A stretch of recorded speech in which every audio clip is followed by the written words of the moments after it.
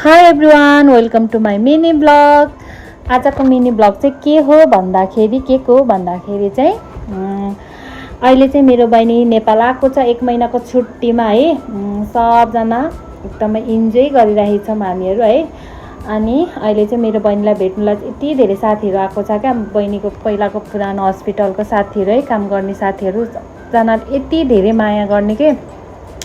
त्यही भएर अहिले पनि केक लिएर आइदिएको रहेछ। अनि केक काट्दैछौँ है साथीहरू सबै मिलेर। अनि अस्ति पनि लिएर आएको थियो, कति आइरहेको छ कि कान्छीलाई भेट्नुलाई चाहिँ।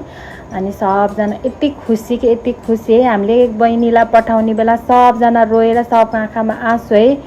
यति गाह्रो भएको थियो। अहिले चाहिँ एक छुट्टीमा चाहिँ बहिनीलाई घर आउँदा यति खुसी छौँ कि सबको फेसमा यति ग्लो छ, यति स्माइल चाहिँ यति खुसी छ, यति ह्याप्पी छ है। सबजना यति खुसी छ।